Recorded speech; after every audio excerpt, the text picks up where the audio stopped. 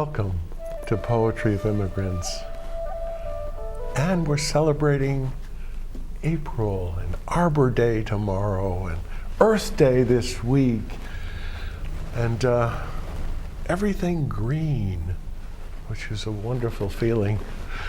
So we're reawakening after a little break, and I did get some suggestion from a friend who said, start with a poem before the introductions. Trees. Joyce Kilmer. I think that I shall never see a poem lovely as a tree whose hungry mouth is pressed against the earth's sweet flowing breast, a tree that looks at God all day and lifts her leafy arms to pray, a tree that may in summer wear a nest of robins in her hair, upon whose bosom snow has lain, who intimately lives with rain. Poems are made by fools like me, but only God can make a tree. Who knew Joyce Kilmer was a man? I was reading the bio. Alfred Joyce Kilmer, World War I. He passed away in 1918. This is dubbed as one of the most popular poems in the English language and most often repeated. So welcome, poets all. And Marita's return after about a year. Gemma, my co-host.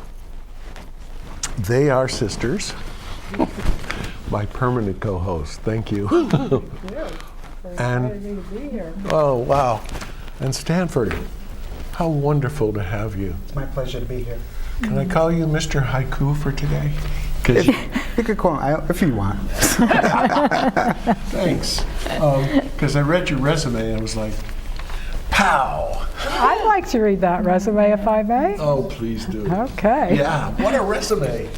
Wow. Stanford, this show will be about haiku, and both Stanford and Marita are haiku aficionados, and I will read their bios now so you will know in what ways. Stanford M. Forrester is the past president of the Haiku Society of America, as well as the editor of Bottle Rockets, a collection of short verse. Stanford has had poems published in many publications in the US, Japan, Canada, Ireland, Romania, England, and Australia. His work has appeared in over 40 anthologies, most notably in Haiku, edited by Peter Washington, in the Everyman's Pocket Poetry series published by Knopf and American Zen, a gathering. That really impressed me. Yeah. That was fabulous. And, Oops. And a gathering of poets published by Bottom Dog Press.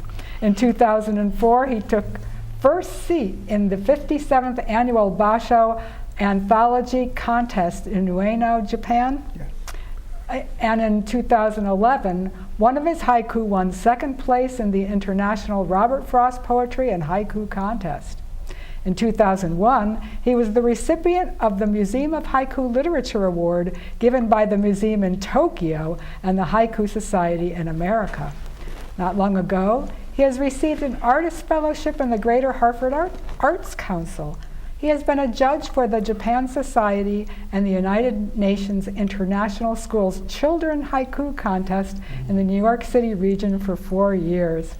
He has taught workshops at places such as Wesleyan University, the Zen Mountain Monastery, the World Haiku Festival in Bangalore, India, and Kripalu, and read his poetry in many cafes and artistic venues around the United States. And this evening you'll be at Barnes & Noble in Hartford. Yes, at the Econ bookstore there. Most recently, he has had 4 haiku published in a Norton anthology, Haiku in English, the first 100 years, and a poem printed on a bottle of Ito-an. Yep, Ito-in tea. Ito-in tea. His haiku beat out 20,850 other poems in that category. Whoa. Yeah. I drink a lot of tea now. This fall, one of his poems will be published in an anthology titled Illusions, Refugee Poetry by Water Press in Texas. Stanford, this is an honor It for honors, this show. Thank you. Thank And you. Marita Gargiulo grew up on the Connecticut shoreline. She plays piano and Baroque keyboard and loves to sing, especially the blues. Her piano playing brings me to tears. Wow. And she is a member of the Hamden Arts Commission, the Haiku Society in America, the Connecticut Poetry Society, the Technological and Ethics Study Group at Yale, and Another Octave, Connecticut Women's Chorus. Marita began writing poetry in grade school and found haiku as a student at MIT, where she was editor of a poetry magazine. She has organized poetry events and contests, haiku nights, and a collaborative performance between local poets and the Hamden Symphony Orchestra. She is focusing on a variety of pan-artistic projects that celebrate the expression of creativity in a variety of artistic forms. Marita has been guest editor for the Haiku Foundation.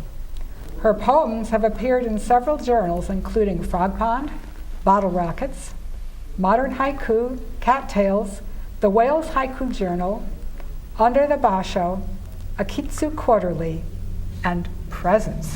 So we are honored to have you too, Marita. Triply honored. And Wow. so today the program will be, why don't you tell us about it yourself? Well, we're going to discuss today the Japanese internment of the Japanese Americans during World War II, and how haiku actually played an important role of helping people that were interned during that period of time cope and survive and flourish in some aspects under such terrible circumstances.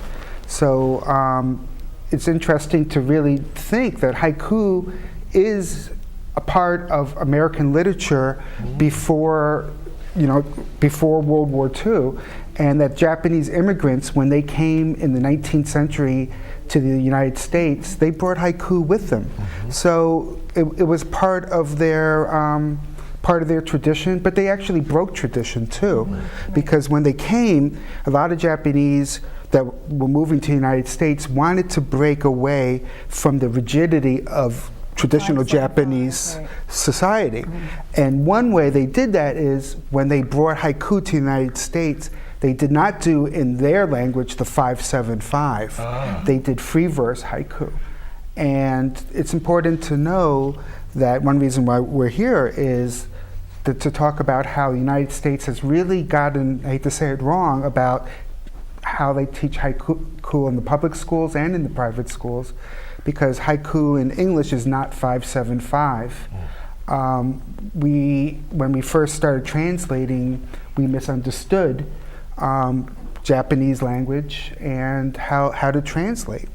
So in Japanese, there's no punctuation. So the important thing is to understand that when they did 5-7-5, it was words and punctuation words.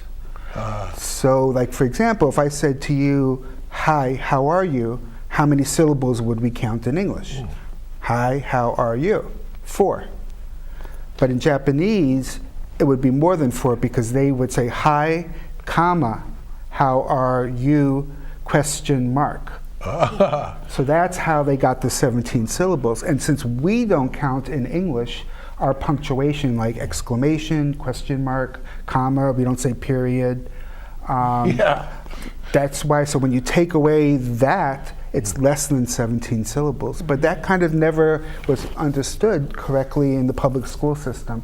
And unfortunately, to this day, which the Haiku Society of America tries to do, is to try to break that misunderstanding, because kids and adults focus so much on the idea of the syllable count that they miss the idea and the beauty of the poem.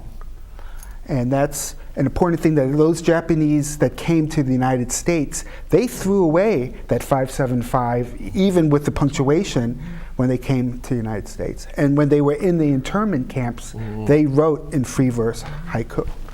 That is fascinating. Yeah. Thank you. Had no idea. Yeah, and Yeah. also some of them were in Japan were actually persecuted.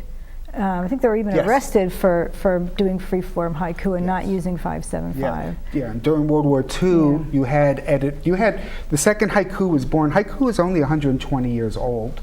The other older poems were a precursor. Yeah. And during World War II, in the 30s too, if you wrote a haiku without a season word, haiku had to have a season word.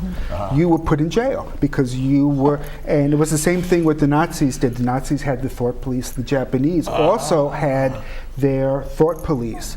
And they went after all the editors and the poets that started writing free verse and poets that varied from the tradition.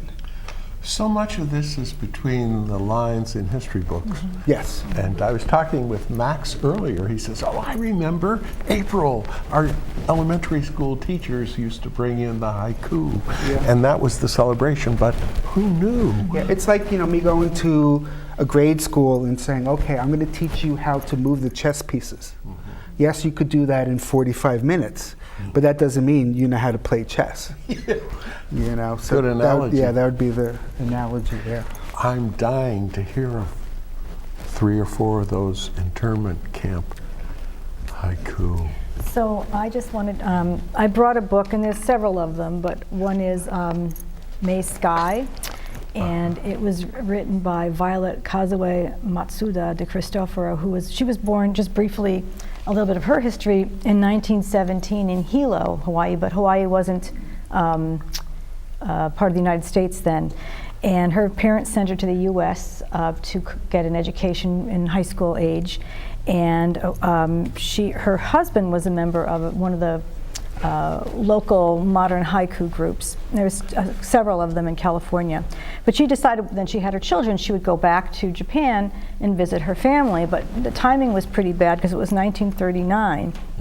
And she said she really learned a lot about Japanese customs and wanted her children to learn too, and it included haiku and many other things. But when she got back, she found that her home was, they had a bookstore, she and her husband, and that was confiscated, and she had to abandon her home and all her possessions because they were considered, they might be spies. And then we all know, it was December 7th at Pearl Harbor, 1941, but there was an order that was signed by FDR in February of 1942 that was called Executive Order 9066, where the military arbitrarily decided that anyone with 1/16 of Japanese blood was to be detained and incarcerated. So over 120 Japanese Americans were taken from their homes. And they could only bring what they could carry. It was elderly people, children. But the odd thing is about 2/3 of them were actually native-born American citizens. So they weren't really, they weren't even immigrants. I mean, they were citizens. How many hours again were they given? I don't remember. It was Do you either know? 24 or 48 It wasn't, hours. yeah, it wasn't. It was a short period of time. And I just want to interrupt for Sure, one thing. yeah. Is I met, when I worked yeah, at that's what I'm Wesleyan saying, yeah. University, Lawson and Nada. And Lawson did this book called Only What We Could Carry, the Japanese American Internment Experience. And Lawson and Nada was 4 years old when he was rounded up with the rest. And they first put him, the first night, he was like, when he was seeing the lights, he goes, they put us in the center of town where they just had a carnival. And he said, like, last week I was playing at the carnival in the center of town. Now I'm locked up. And the interesting thing that Lawson said, he says, if you had 24 hours or 48 hours, what could you bring? He said that the women, a lot of them brought seeds because they could stick them in their pockets, flower seeds, and or vegetable seeds, and they could plant them.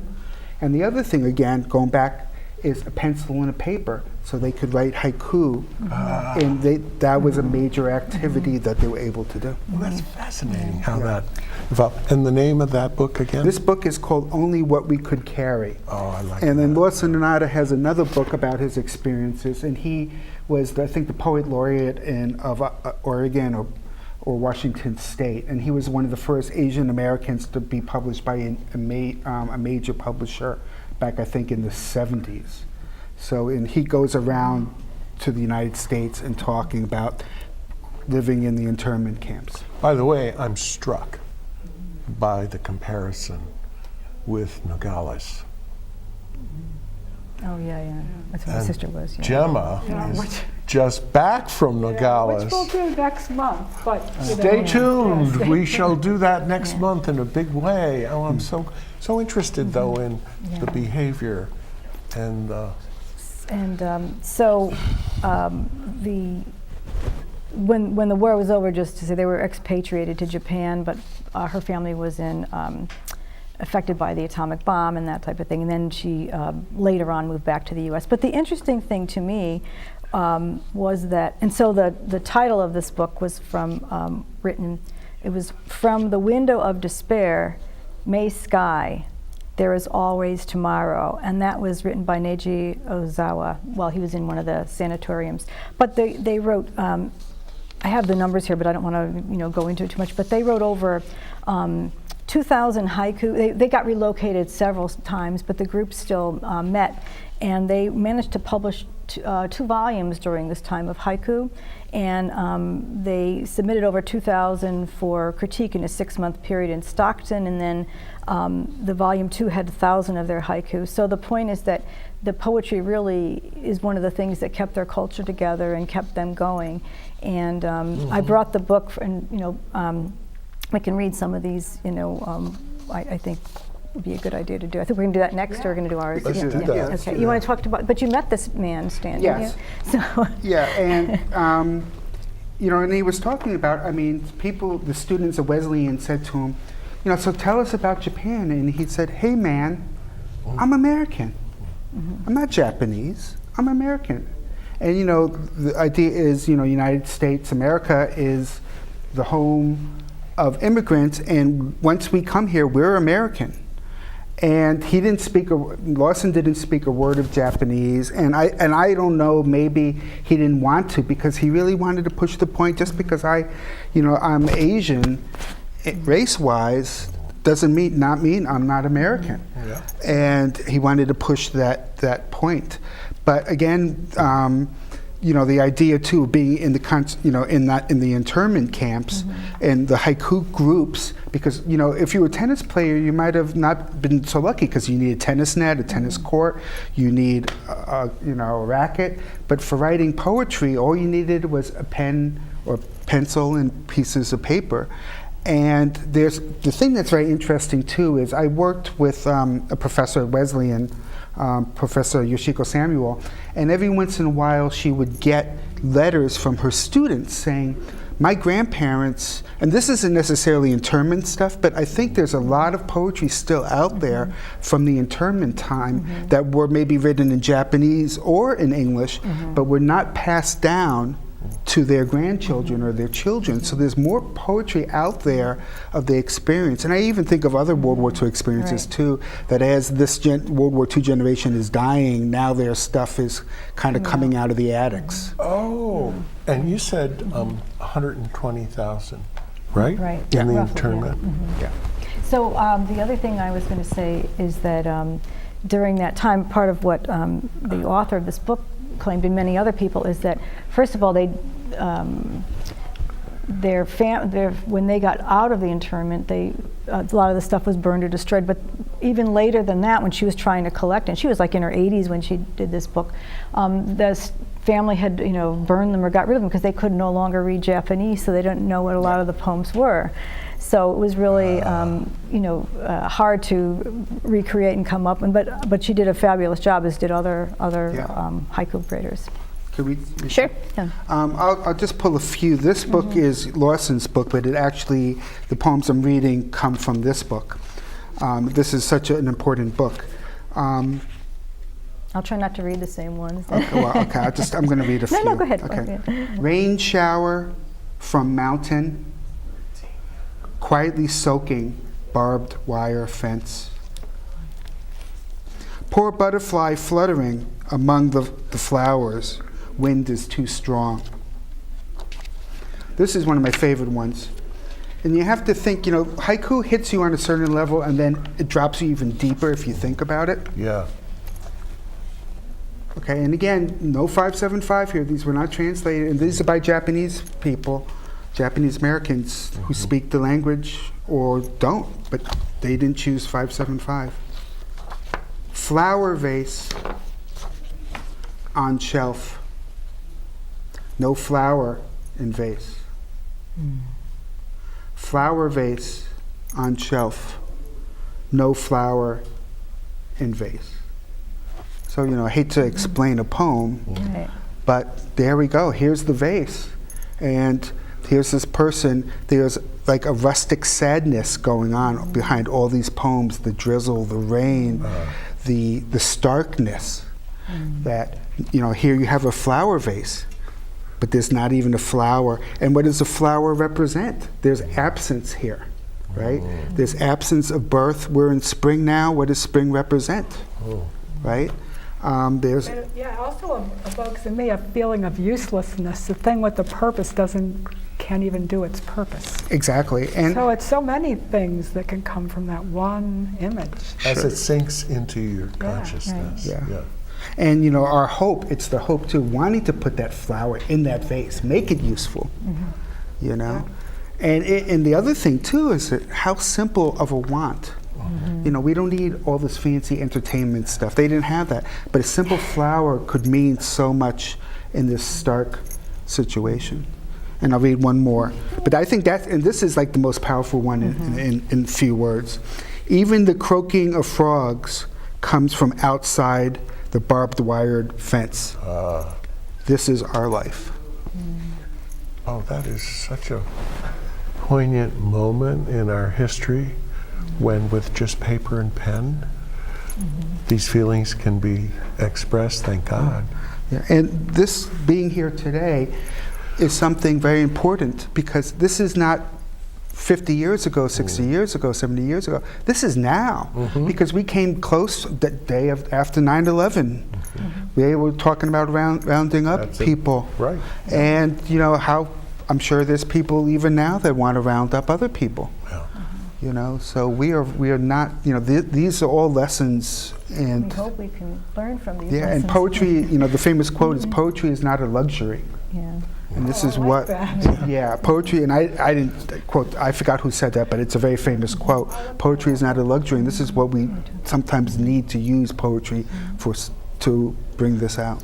Please, let's stay with the internment Okay. and those Sure. poems. So I because have two that I selected. Also, this was before they left, though, when they found out they had to leave, and it is "To the Green Mountain, Casting the Parting Fish Line." And another one, which luckily turned out to be wrong, was "Regret Passing of Spring. This evening gathered at last poetry meeting." But it wasn't their last poetry, it was, so.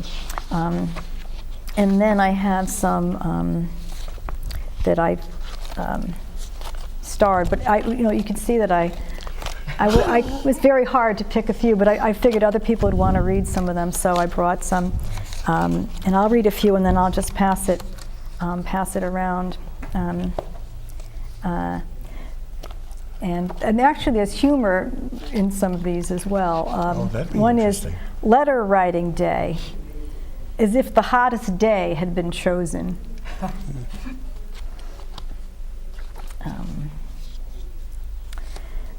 Sunny day, windy day, gathering dried potatoes. And interestingly, there was some, I don't know if I picked any of those up, but there was some also Italian prisoners, and then there was some African Americans, they called blacks, whatever in those days, working on the fields that were doing some of the similar type of tasks that they had the people in the internment camp use. And this is one, both sides laughing, not understanding the language, face wet with snow. Ground frozen all day long, the long coats of the Italians.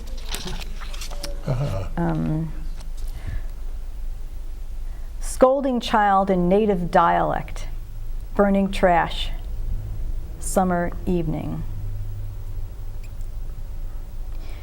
Cicada buzzing by the window, flew away to a distant tree, continues to sing. So there's the hope of, escape and want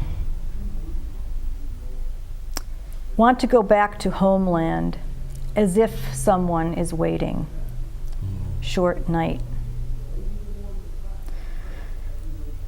This was one of, I thought was very poignant. Two men sharing a room. Only the doll looks real.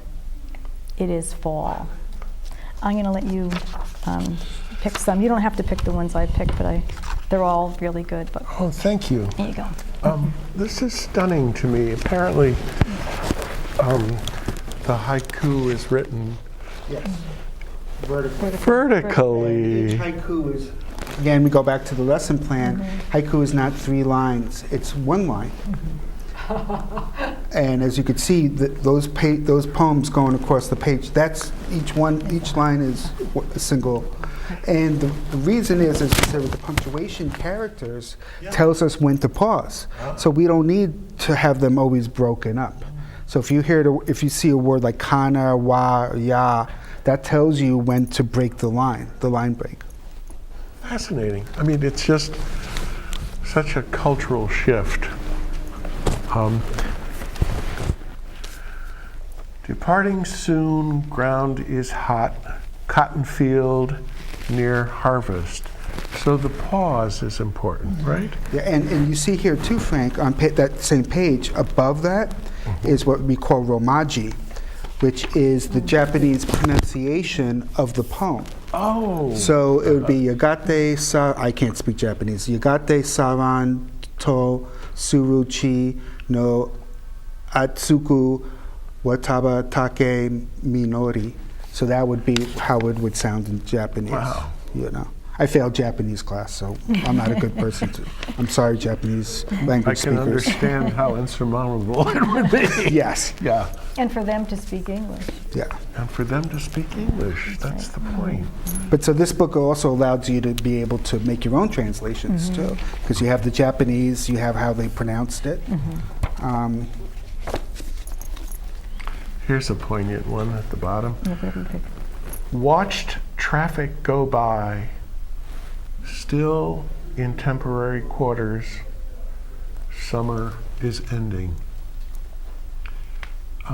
This is such a universal human experience in many ways. I happened to pick up a book by Carlos Ear, our Guilford Waiting to Die in Miami. It picks up on his first memoir, which was Waiting for Snow in Havana, and takes him from 12 on. But through his eyes, you can see what a 12-year-old is feeling. Displaced, just thrown out of a plane and dropped off in Miami and from Cuba. I mean, those are so...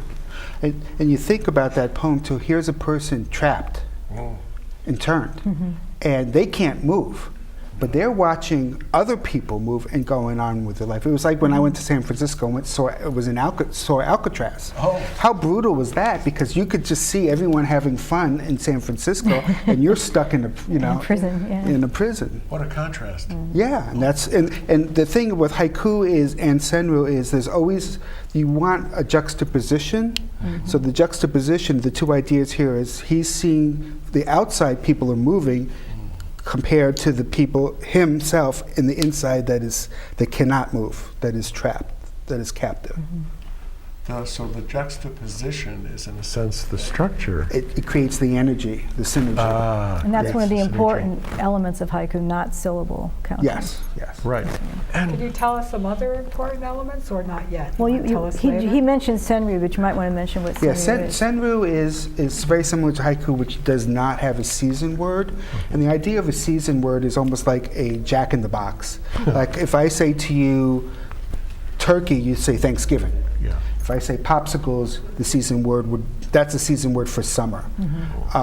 So each season brings different memories to us.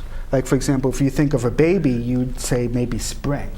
And of course, or Easter, spring, new life, coming after the winter. Winter, we usually think of death, right? End of winter, definitely getting close. New Year's is rebirth, a chance. So the haiku, because haiku is so small, that season word just gives it that power and manipulates the reader, you know. Like one last thing is like, if you're thinking of a teenage kid and you say, okay, what's the difference between the beginning of summer and the end of summer? Which is the happy season?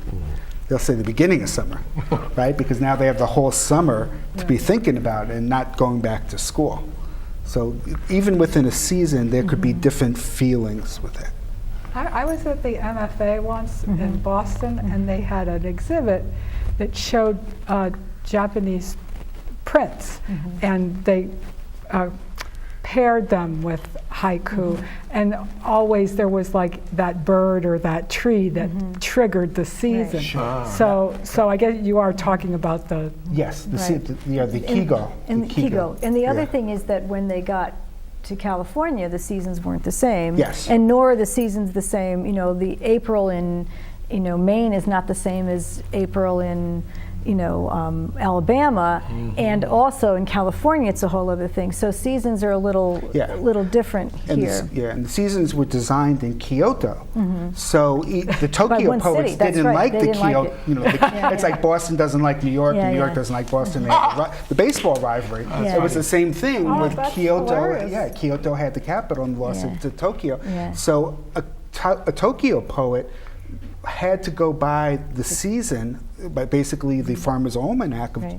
of that time, and maybe the cherry blossoms bloomed 2 weeks earlier in Kyoto, but they had to, if you say cherry blossoms blooming, you know exactly what week you're talking about or what day you're talking In Kyoto. in Kyoto. So now with global haiku, Yeah. you know, different migrations and stuff. And you know, the same thing is happening in bonsai, because I Yes. remember Interesting. when Dad was learning bonsai from the Japanese master, he would bring him a plant, a tree from a native to here, and he would say, not suitable for bonsai. Yeah. You know, and my father, being my father, would bonsai it anyway. Yeah. But now there are bonsai masters in South America that do South American trees, in Yeah. Italy that do, you know, their local things, and they are respected in their own, you know, for their own That's genre. interesting. But you know, haiku too, with plants and stuff, that was the way of them connecting to the earth. And for example, women dressing, right? You're gonna, in spring, you wear flowery clothes. You might, in the fall, you might have a motif with acorns on it or pine cones. So we all do connection to the different seasons, and haiku is one way. Read a few more of those, yeah. I do. We're going to take a break in Okay. about 30 seconds, but I Want to read a want few more? Good. to read a couple of these. One night in jail, deploring indignity. There's that hyphen there. Yeah, that break. Sat alone, staring at dark and dismal wall. Spring night. Majestic sunrise on side of the mountain. Snow lingers. Eating and sleeping, nothing to do. Falling snow disappears into ground. And when I was reviewing Basho this morning, Can you grab this? there's an image of he's in one of his hermitage places. He's about to have lunch with the soup and the fish, and then break covered in cherry blossoms. I love that contrast. Yeah. So, take a 3-minute break, take a breath, and come back. Come back.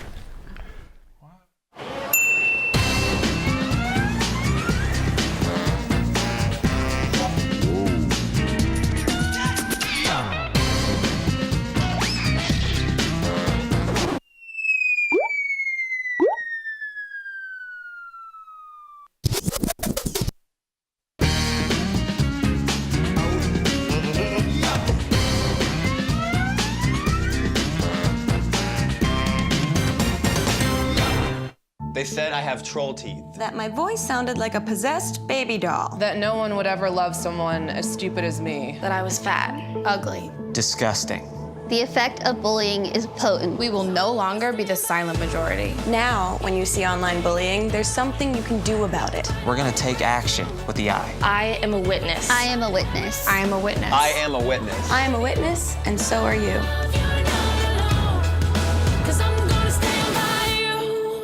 With newspapers and media outlets merging all over the country, communities are losing their local voice. There's so much going on in the community that I think doesn't really, there's a lot of folks who are unaware of it. And I think things like this can bring it out into the community and in that way kind of bring the community together. Information and to our residents is the key to good governance. And with the national media and local media not often covering us, this is an excellent opportunity for us constantly to communicate with our constituents and also to have them communicate with us.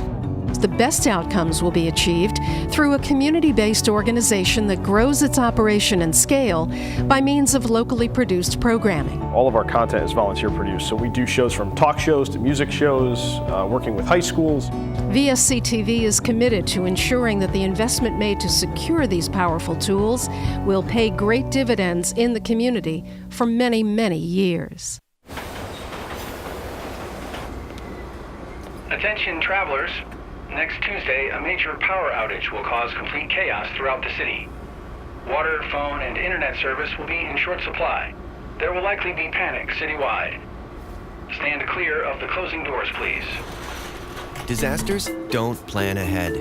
You can. Talk to your loved ones about how you're going to be ready in an emergency. Don't wait. Communicate.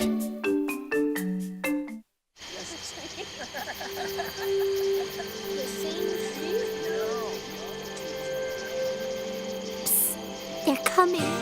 Places, everybody. Light check. 1, 2, 1, 2. Everything looks good on our end. And lights. Come alive with the forest. Visit discovertheforest.org to find a forest near you. Take a look under your bed. Find stuff under there? What about jobs? No? Now try your closet. Still no jobs? Just more stuff? Well, you really have both. See, stuff is defined as household articles considered as a group. Sometimes this stuff is no longer needed. Wait, no longer needed? That can't be right. Because remember those jobs you were looking for? Those are really needed. And they're the stuff inside your stuff. Our job is to unlock those jobs. And it starts when you donate your stuff to your local Goodwill. Here's how we do it. When you donate to Goodwill, we sell your stuff to provide job training for people right here in your community. So just by teaming up with Goodwill, you help create jobs. And isn't that worth parting with the leftover keytar from your 80s cover band? Goodwill. Donate stuff, create jobs. Guess what? I have some news for you. There's free food right there, junk food. Do you see that truck? Oh, jeez. It's a 2 Michelin star chef. All for free, ladies and gentlemen. All for free. Here we have a panzanella with summer vegetables and pesto. Enjoy. How we doing? Fantastic. So what do you got going on underneath that plate there? This food is really about to be thrown away. Yeah.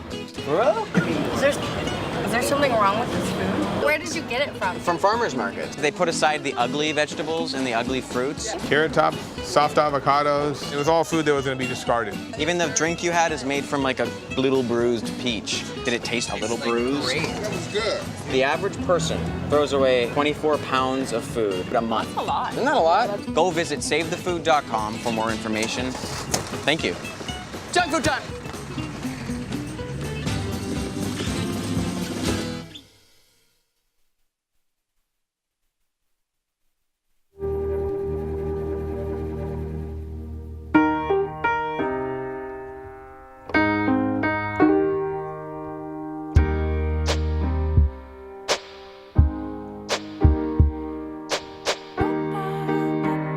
And I can't change, even if I try, even if I wanted to.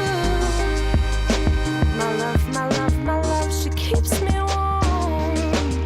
She keeps me warm. She keeps me warm. She keeps me warm. She keeps me warm. She keeps me warm. We are neighbors and best friends. I love my sister. My heart doesn't see race. Love is love. Our family is no less than any other family. Love is kind. Love is patient.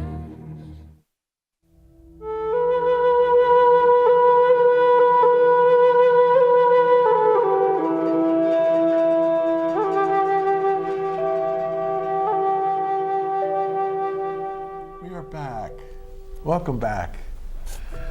I feel transported by that music.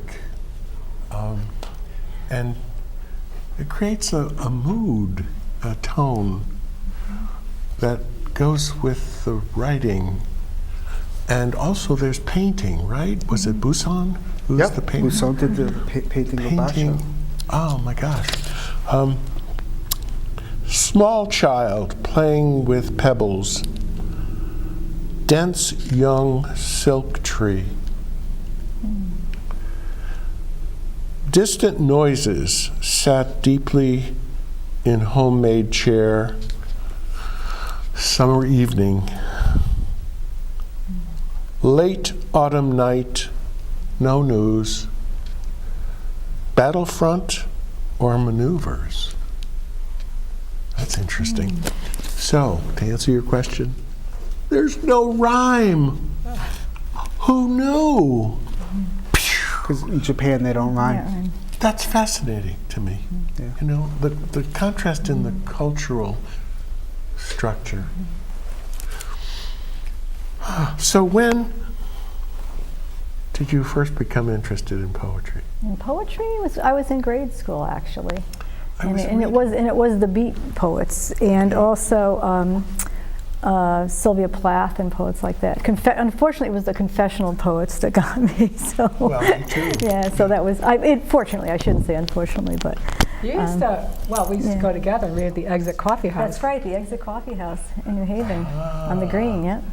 So, and I actually, interesting thing is when I lived in Boston, there was Passim's Coffee House, and I saw Allen Ginsberg there. And I found out that I was in a little meeting with the Boston Haiku Society, and we found out that 3 of us in the small meeting were there. And this was, many, many years later. We had been to see Allen Ginsberg, which was kind of strange. Not strange, really, though. Yeah, not strange. Yeah, so. And Stanford, when did you become interested in poetry? Was it like grade school? I think it was great. It was also great. And I always knew poetry was very special to me. And there was a special relationship all my life. And I was very fortunate. I don't think you need to take classes in poetry to be a poet. And I didn't call myself a poet until maybe like 20 years ago. But it was definitely in grade school. And I always liked small poems. That's interesting. Yeah. So that brought you to haiku. Yeah, that's interesting. Yeah. As Alan Watts said, the difference between a haiku poet and a regular poet is a haiku poet knows when to stop. I love that. That's what Alan Watts said on his radio show. Because so many of us as poets don't know when to stop. Yeah, there's one that says, who knows when to stop the poem, the poet or his faithful assassin? I don't remember where that came from, but because I need a faithful assassin, that's for sure. Okay, so we're going to roll into some more. I'm going to read mine once. Sometimes people read them twice. Oh, but I'm your own poetry. Yes, I'm going to read my own poetry. Oh, that's what I've been waiting for. So I'm going to start with, and maybe you can let us know when we should move to stand. This one is actually a Poetry of Immigrants poem. Oh, good. Grandma's old homestead, keeping with tradition, new immigrants settle in. And then the rest are general haiku. The emptiness of all inboxes, insomnia. In 5 minutes, I know all her lovers, the woman next in line. If only I didn't remember the space race so vividly, you so vaguely.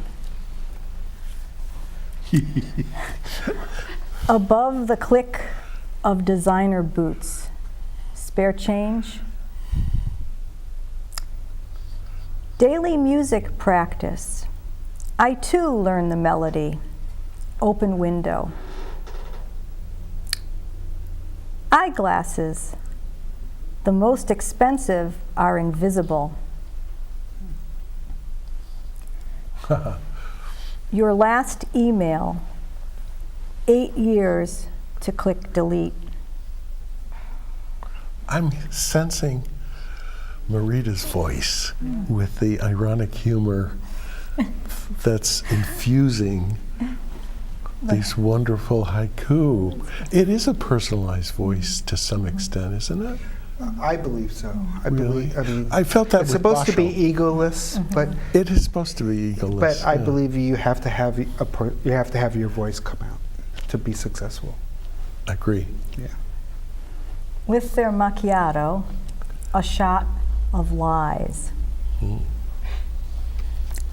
On piano keys, my dust cloth takes a try at improv. I like that little delay and then a tickle, you know? Paying the fine, though my car wasn't abandoned, frozen sleep. And that actually was something that happened to my son. Padlock to the gate in a bad neighborhood, Santa's reindeer. Crackling fire, brighter than the guest poet.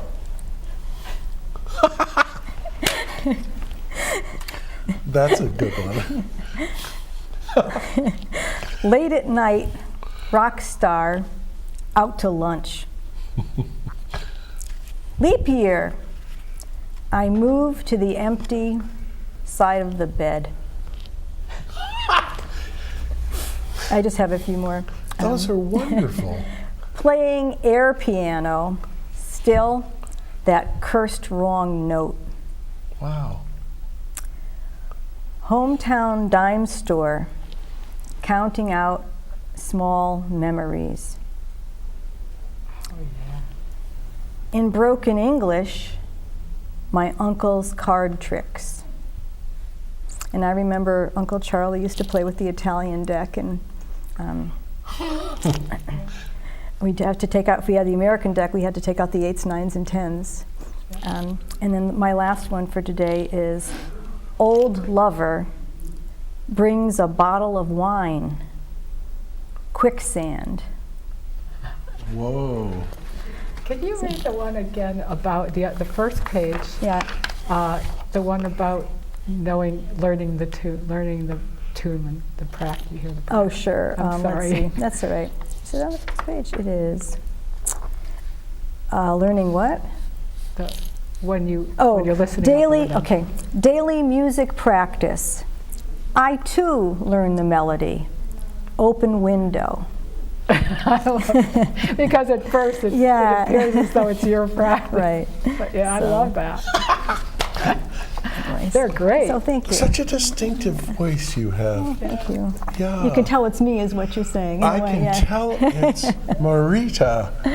Yeah. That's and I interesting. remember some of that flavor from a year ago, too. Thanks. Thank you. So when a situation occurs to you that you want to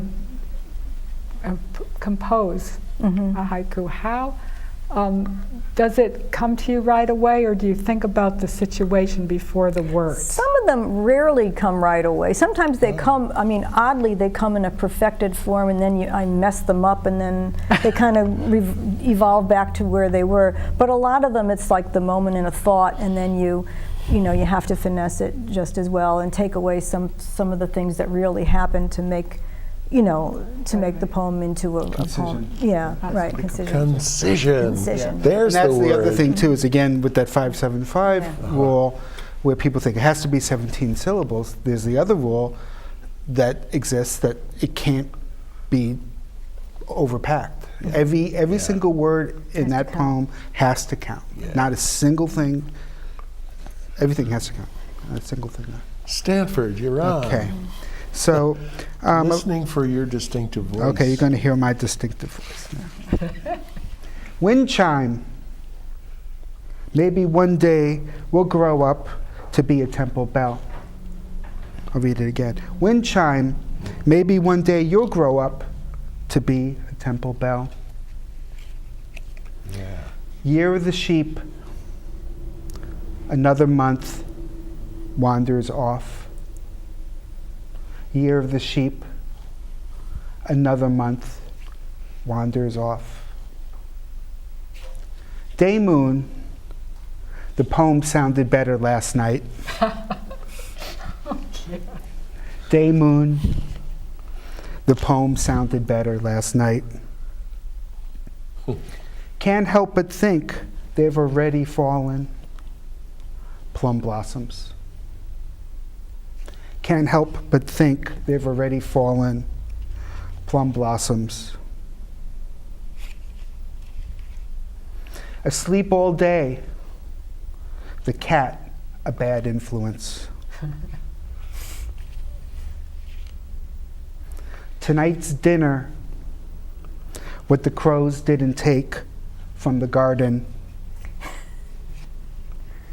And I'll end with this last one. Tea ceremony.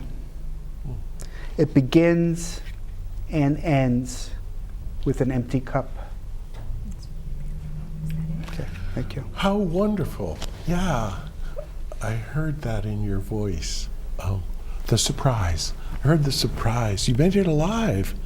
The surprise moment of, in English we have the caesura. The aha. Yeah, thank you. So, bringing it up to the spoken word generation, and there's something called the deathmatch haiku, when it's down to two contestants after the competition in open mic. But that reverberated when I looked up Basho, and apparently he and other poets would get together and have a match. Well, I think the thing is, there was a point where haiku became very commercialized, especially after Basho died, and it became to a point where it really poetry took a downturn. And Buson started what was known as the Return to Basho movement. And so Buson and a number of his friends started trying to go back to the same principles that Basho did. I mean, at all those times, there were haiku poets that judged contests and got paid. And of course, if you had a contestant that was very rich, they won, or or bought the poet a building. That was my problem at the What has open mic. changed? Yeah. Nothing has changed. And so Buson was, Basho was so admired and so deified almost. He was deified. He was with the Shinto religion. I was shocked at that. Yeah. But so, I mean, there were, I think with haiku, it doesn't need to be, have like these haiku matches and stuff like that. And I always say we should celebrate people's diversity. And if Marita writes a wonderful poem, which she does all the time, I'm happy when she does. It's not like I'm jealous. I mean, the biggest compliment some haiku poets say, God, I wish I would have written that poem. That's right. That's right. Yeah. But it's like I'm always, some people are like, they think if someone writes a good poem, that takes away from them, and that's not really how things should be. That's not poetry. It's not poetry, No. and even if a poem never gets published, something that came from you, and if it's imperfect, a lot of times the imperfect poems are the best because when they get polished so much, their soul gets taken out of the poem. Yes, I agree. Oh, I love that statement. There is a danger to workshopping. It becomes a poem by committee, which is never a good thing. Exactly. So, it's just important to be yourself and not get caught up in why you're writing the poetry, but just writing it for your, For instance, the day moon. Yes. When you just said those two words, I thought, oh yeah, and because that is the kind of poem you wish you had written, because you always think, oh, I should make something out of that. There's that thing that always happens, the day moon, and it's such a big ironic, but And the juxtaposition is it's hard to see a day moon compared to the night moon, and what you thought was great last night isn't necessarily good today. And anything you could attribute it. It doesn't have to be about a poem. So that's the poem I wish I had written, and your poem that I wish was written was the one with, listening to somebody else's song, and now you've rehearsed it. If it was only that easy. So it is a wrap for this hour, and I thank you very much, because you've talked about a form that is so popular in the schools. Would you recommend that we still keep going at it in elementary school? But a different way. But a yes. different In a way. different way. That's your message And, yeah, not have today. kids get caught up in the syllable count. Yeah. Because they have the Zen mind, beginner mind, that they could write beautiful things. Oh, thank you. That's the key, isn't it? And that's the message for school. Oh, I'm so grateful to see you again. Thank you for coming again. Oh my God, that was great. I'm so glad my friend Stan could come too. What a perfect coming together, buddy. Thank you. Yeah, I really love your stuff. Thank you. Yeah, I hear your voice. Well, we couldn't do haiku without Stan. He's a treasure to have in Connecticut. So. I guess, you know. Absolutely. So, we'll be continuing next month, and there's going to be a thematic continuation, which feels good, I think. Thank you. It's a wrap. Thank you to our camera people, my son John, Debbie, Max, Deborah, and Max, trusty Max, who helped me with my slipping mic, and of course, Chris Morgan, our director, who puts it all together, and Kristen. And look at the beautiful decorations. Thank you for the bonsai tree. Oh, it is a wrap. Yeah, thank you so much.